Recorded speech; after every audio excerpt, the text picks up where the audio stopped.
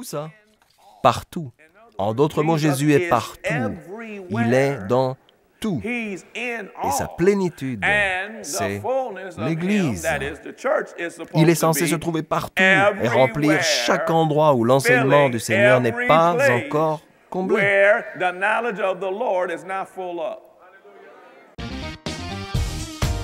Il cherche à atteindre chaque continent avec la parole de Dieu. L'évêque Keith Butler enseigne la parole de Dieu. Il s'y efforce et il touche le monde. Et maintenant, voici pour l'enseignement d'aujourd'hui l'évêque Keith Butler. Nous continuons sur le thème grâce contre jugement. Nous avons maintenant défini les termes, ce qui est important. Nous savons que le mot jugement, qui est krino en grec, signifie décider mentalement ou judicieusement, ou plutôt même judiciairement, essayer, condamner, punir, venger, conclure, maudire, ordonner, déterminer, estimer, décréter, mettre en question, contraindre ou penser. Nous savons que quand vous parlez de grâce, il y a au moins 17 définitions de ce mot grec charis. Miséricorde est celui que nous allons étudier ce soir. Action de grâce, acceptable et bénéfice, service, don, joie et générosité. Et plaisir, valeur, aide de Dieu, bien sûr, qui est l'onction ou pouvoir. C'est la dimension évidente de l'Esprit Saint qui apporte les fruits et les dons de l'Esprit.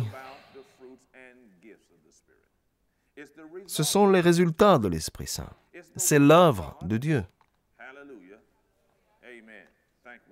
Valeur, gratitude. Nous savons aussi que le nom de l'Esprit Saint que l'on trouve dans l'Épître aux Hébreux, chapitre 10, verset 29, que l'Esprit Saint est appelé l'Esprit de grâce. Nous savons donc que c'est son nom. Nous savons aussi qu'il ne s'agit pas soit de jugement, soit de grâce. Nous savons que tous les deux peuvent agir au même endroit. En effet, ce que nous avons trouvé comme définition de grâce, ou plutôt de jugement, c'est l'exaucement des Saintes Écritures. Lisons maintenant dans Matthieu chapitre 5, souvenez-vous de ce que le Seigneur Jésus a dit au verset 18. « En effet, je vous le dis en vérité, tant que le ciel et la terre n'auront pas disparu, pas une seule lettre ni un seul trait de lettre ne disparaîtra de la loi avant que tout ne soit arrivé. » Le mot « lettre » fait référence au grec « iota ». En français, nous disons aussi « iota ». Cela signifie une très petite part de quelque chose. Le mot « trait » fait référence, lui, au mot grec « keraia ». Cela veut dire la plus petite particule. En d'autres termes, chaque bribe, jusqu'au plus petit degré de la parole de Dieu, nous parviendra et l'on ne peut rien en effacer. Tout arrivera. Le jugement est une loi. Et nous découvrons que le jugement est neutre. Il n'est ni mauvais ni bon. Lorsque nous avons observé ce mot jugement, nous avons remarqué des mots comme estime pour jugement. Nous avons aussi vu des mots comme maudire. Vous aviez là les deux mots. Et c'est très neutre. Qu'est-ce que cela signifie? Cela signifie que ce que la parole de Dieu a énoncé se produira. Dans l'Épître aux Galates, chapitre 6, verset 8, on dit « Celui qui sème pour satisfaire sa nature propre récoltera d'elle la ruine, mais celui qui sème pour l'Esprit récoltera l'Esprit de la vie éternelle. » Avant cela, il a dit « Ne vous y trompez pas, on ne se moque pas de Dieu, ce qu'un homme aura semé, il le récoltera aussi. » Donc si vous ensemencez l'Esprit, vous obtenez le jugement, le décret de la vie. Si vous semez dans la chair, vous recevez le jugement ou le décret de la destruction. Le facteur déterminant pour savoir de quelle sorte de jugement il s'agit, parce qu'il y aura toujours un jugement sur la terre. Galates chapitre 8, verset 22, on dit « Tant que la terre subsistera », cela se trouve encore ici. Les semailles, les saisons, la moisson ne cesseront pas.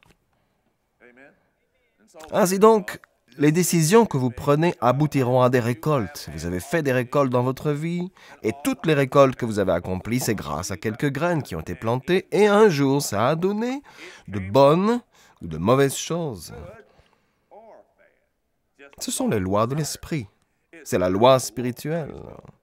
Nous avons découvert que la grâce de Dieu implique le pouvoir de Dieu et que la grâce n'est pas de la pitié. La pitié est un concept différent.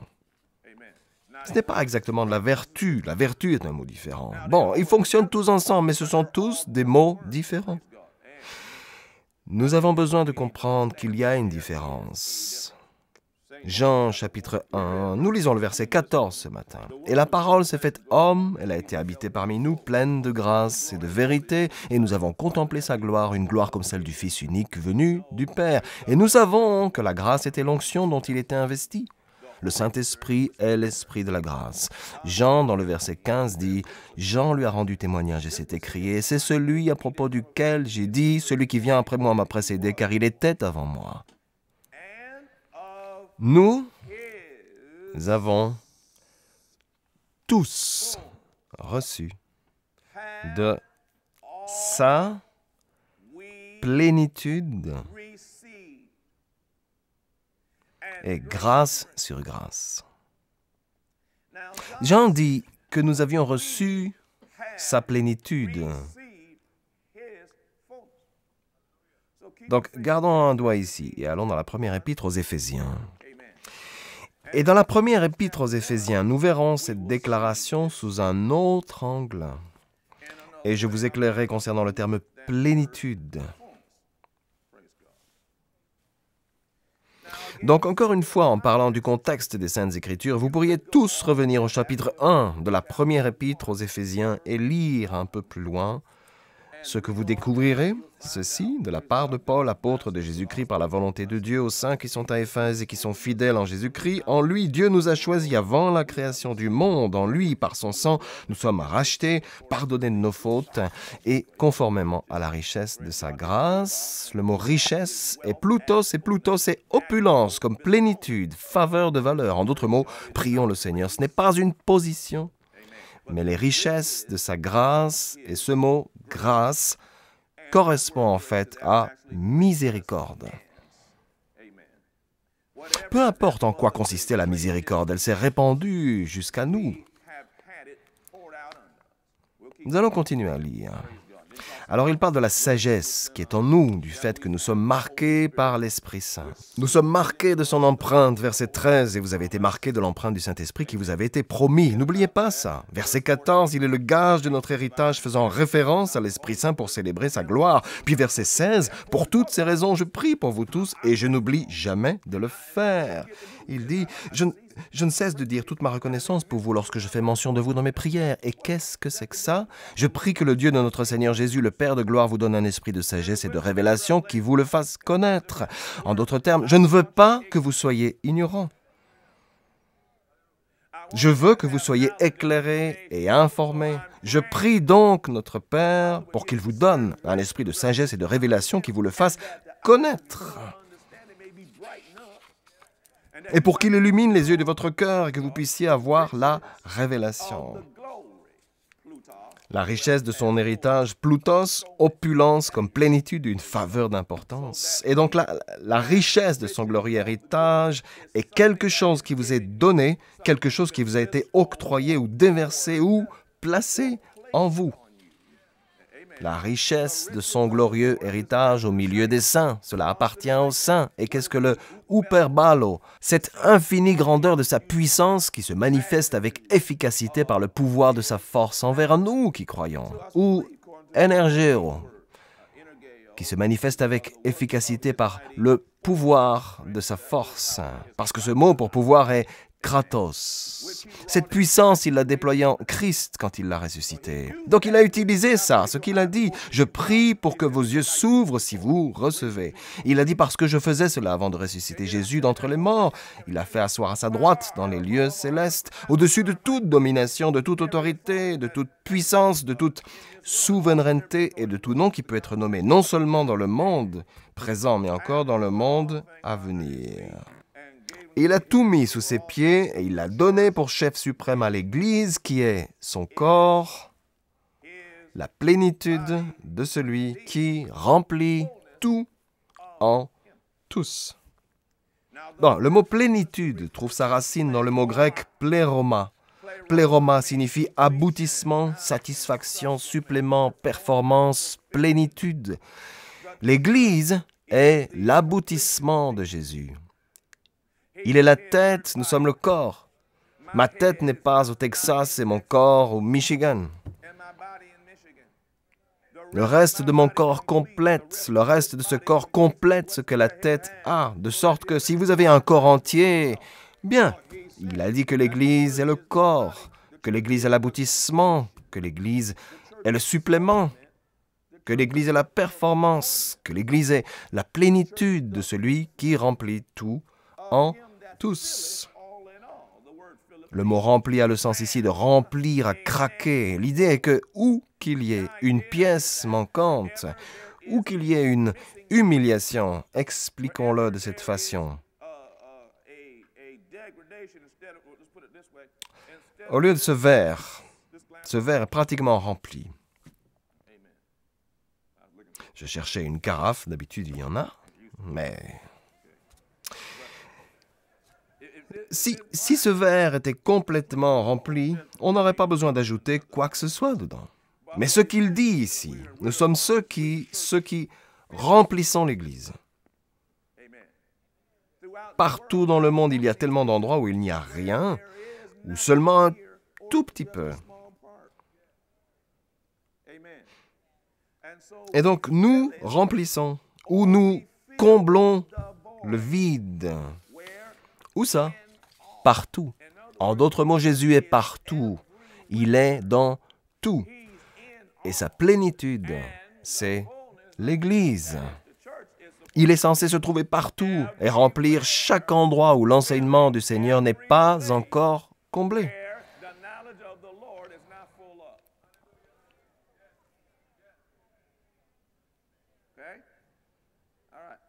Bien, quand vous lisez dans le premier chapitre de l'Évangile de Jean ce qu'il devait dire de Jésus, retournons dans ce chapitre. Maintenant que nous comprenons un petit peu plus ce qu'est la plénitude, tu es un remplisseur. Regardez votre voisin et dites-lui, tu es un remplisseur. Tu es un compléteur, dites-le lui. Nous avons tous reçu de sa plénitude. Si vous êtes un membre du corps du Christ, alors vous avez reçu son contexte. Vous l'avez reçu et vous le complétez. Il s'agissait de sa miséricorde. C'était sa miséricorde, sa grâce. Autrement dit, son pouvoir.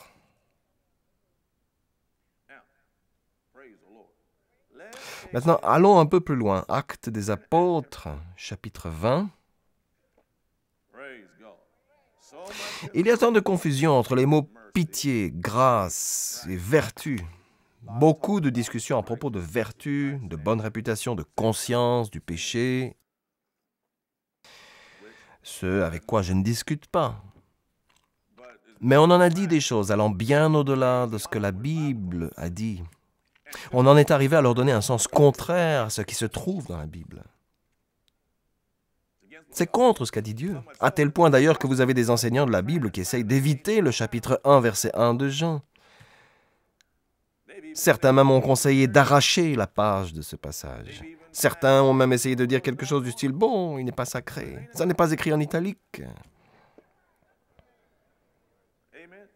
Parce que vous avez un problème si vous pensez que la grâce signifie que vous pouvez faire n'importe quoi à partir de là, et peu importe ce qui peut arriver, ce n'est pas un jugement. Vous avez un problème avec le chapitre 1 de Jean. Vous avez un sérieux problème avec ça. Donc soit vous décidez de l'ignorer, soit vous essayez de trouver une façon de le justifier. Merci de dire Amen là, jusque tout derrière. Vous allez me le refaire, pas vrai? Actes des Apôtres, chapitre 20, lisons le verset 32. « Et maintenant, frères, je vous confie à Dieu et à son message de la grâce. » Miséricorde. C'est le message de sa grâce. Lui qui a le pouvoir d'édifier et de vous donner un héritage avec tous les saints. Nous avons lu quelque chose au sujet de l'héritage dans le chapitre 1 de l'Épître aux Éphésiens. Nous savons qu'héritage, c'est l'Esprit Saint. Il est la grâce. Il est la richesse dans la gloire. Bien, ici, on parle du message de sa grâce, mais dans le chapitre 1 de l'Épître aux Romains, si vous y revenez vite, le chapitre 1, verset 16 de l'Épître aux Romains vous en dit beaucoup plus sur le sens de ce mot. Paul a dit, « En effet, je n'ai pas honte de l'évangile de Christ. C'est la parole de Dieu. C'est la puissance de Dieu pour le salut. Le mot salut, de tout homme qui croit, du juif d'abord, mais aussi du non-juif. En effet, c'est l'évangile qui révèle la justice de Dieu par la foi et pour la foi. Comme cela est écrit, le juste vivra par la foi. La parole est le pouvoir de Dieu, et le pouvoir de Dieu est le Saint-Esprit. Et le Saint-Esprit est la grâce de Dieu.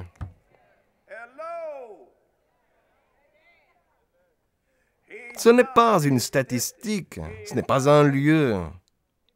Il incarne la personne du Saint-Esprit. Alors laissez-moi vous décrire ça. Revenez au chapitre 3 de l'Épître aux Romains et laissez-moi vous expliquer le sens du mot miséricorde. Dans les définitions du mot grâce, la toute première définition de charis, la toute première définition que vous pourrez trouver est miséricorde. Alors, que signifie miséricorde? Je vais regarder dans l'édition de 1828 du dictionnaire Webster. C'est avant qu'il ne commence à dire des bêtises de tout ça. Le mot miséricorde signifie bienveillance, condescendance, abaissement volontaire de son rang de dignité, ou une juste revendication. Alors, la miséricorde de Dieu, où se trouvait-elle? Qui est-ce qui s'est abaissé de manière volontaire, qui s'est incliné devant nous? Qui est-ce qui a volontairement renoncé à son statut? Qui est-ce qui a renoncé délibérément à sa dignité? Qui est-ce qui a renoncé à sa juste revendication? Retournons au chapitre 2 de l'Épître aux Philippiens. Ah, ça m'a l'air un peu mieux. Vous me faites 3 alléluia?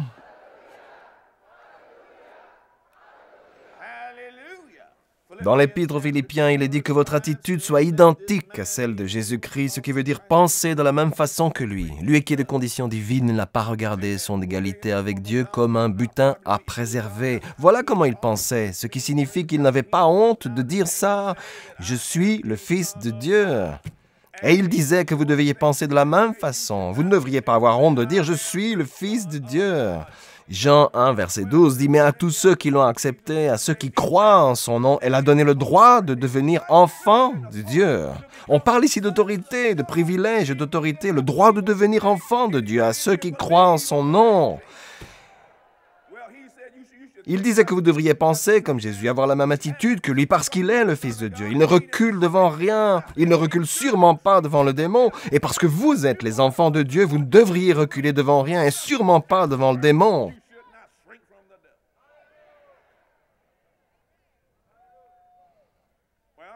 Bon, je vais continuer à lire ce qu'il dit. Mais il s'est dépouillé lui-même. Pour moi, c'est de la miséricorde, non? En prenant une condition de doulos, le mot serviteur et le mot esclave. Les esclaves n'ont pas de droit. En devenant semblable aux êtres humains, reconnu comme un simple homme, il s'est humilié lui-même en faisant preuve d'obéissance jusqu'à la mort, même la mort sur la croix. C'était la grâce, la miséricorde à l'œuvre. Cet acte, c'était la miséricorde de Dieu envers nous. Revenons à l'Épître aux Romains, chapitre 4. Et maintenant que nous comprenons ça, nous pouvons parcourir quelques-uns de vos textes favoris.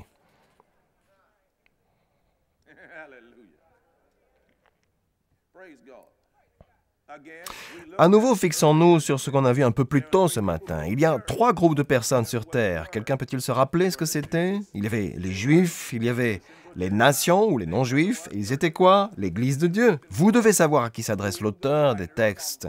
À quel groupe? Si vous prenez sans distinction un verset des Saintes Écritures que vous ne regardez pas à qui il s'adresse, et qu'alors vous vous servez de ce verset, s'il ne s'adresse pas à vous, mais que vous l'appliquez à vous-même, alors vous obtiendrez une interprétation erronée des Saintes Écritures.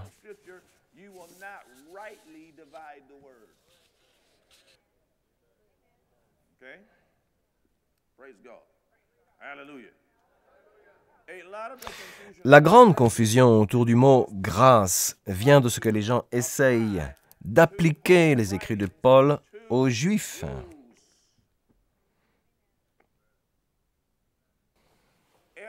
Partout où Paul allait, il se retrouvait face à des Juifs, près des Juifs, parce que le tout premier lieu où Paul se rendait chaque fois qu'il arrivait dans une ville, et vous savez où Paul allait en premier lieu chaque fois qu'il arrivait dans une nouvelle ville, à la synagogue. Il serait allé à la synagogue et il leur parlait du message de salut. Et certains d'entre eux auraient cru et accepté le message et auraient reçu Jésus comme le Seigneur, mais ceux-là même voulaient pourtant continuer à adhérer aux intrigues de la loi. Ils voulaient encore faire des sacrifices, ils voulaient encore porter certains vêtements, ils voulaient encore faire certaines choses. Et alors, en pensant à ce que vous deviez être, vous deviez accueillir Jésus et faire toutes sortes d'autres actions. Une réflexion importante à partir des écrits de Paul sur le thème de la grâce concerne tout cela et ces gens-là. Et si vous acceptez cela et que vous vous trouvez dans un groupe différent, et que vous appliquez à vous-même les règles de ces autres personnes, alors vous en arriverez à mal interpréter les Saintes Écritures. Vous voyez, la prière est particulièrement efficace quand vous reconnaissez Jésus-Christ comme votre Seigneur et votre Sauveur. Les Saintes Écritures disent que Dieu nous a tant aimés qu'il a donné son Fils unique. Et vous vous demandez, comment puis-je me joindre à lui? Comment puis-je renaître? Comment puis-je me régénérer? Eh bien, tout ce que vous devez faire, c'est prier avec moi. La Bible dit dans l'Épître aux Romains, chapitre 10, verset 9, « Si de ta bouche tu confesses que Jésus est Seigneur, et si dans ton cœur tu crois que Dieu l'a ressuscité des morts, tu seras sauvé. » Le verset suivant dit, « En effet, croire dans son cœur conduit à la justice, et confesser de sa bouche conduit au salut. » Et enfin, il dit au verset 13, « En effet, quiconque invoquera le nom du Seigneur sera sauvé. » Priez maintenant avec moi. C'est bien, penchez la tête et priez bien fort de tout votre cœur avec moi. Cher Père Céleste, c'est ça. Maintenant, priez avec moi. Cher Père Céleste, au nom de Jésus, je crois que Jésus-Christ est le Fils de Dieu, qu'il est mort pour moi sur une croix, qu'il s'est chargé de mes péchés, qu'il est allé en enfer à ma place, a accompli mon châtiment, et maintenant est sorti du tombeau. Viens dans mon cœur, Seigneur Jésus. Je te reçois comme mon sauveur et le maître de ma vie.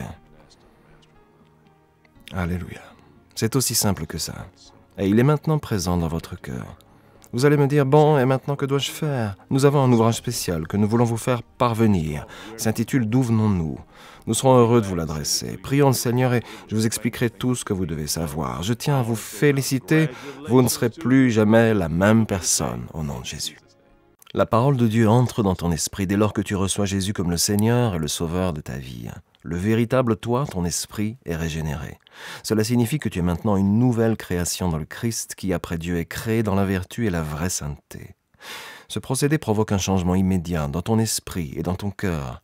Toutefois, pour continuer ce procédé de changement, tu dois ranger tes anciens habits et apprendre comment cheminer dans ta nouvelle vie avec Dieu en commençant ta journée en prière avec le Père. Une simple prière de louange et d'action de grâce t'aide à consolider ta relation avec Dieu.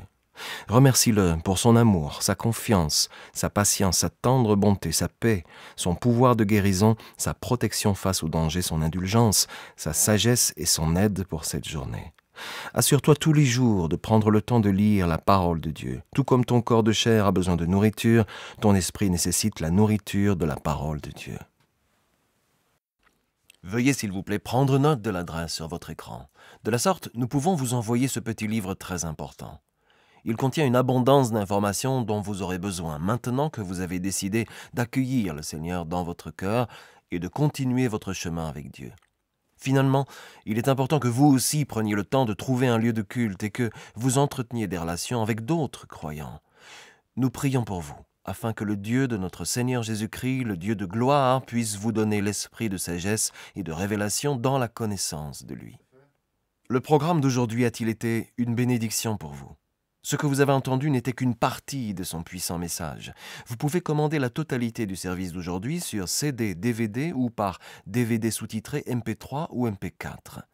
Il suffit simplement de visiter notre boutique en ligne sur www.keithbutler.org ou d'envoyer un courrier à l'adresse inscrite sur votre écran ou de nous appeler. Commandez ce livre aujourd'hui pour vous-même, un membre de votre famille ou un ami et laissez la parole de Dieu commencer à agir dans votre vie dès maintenant.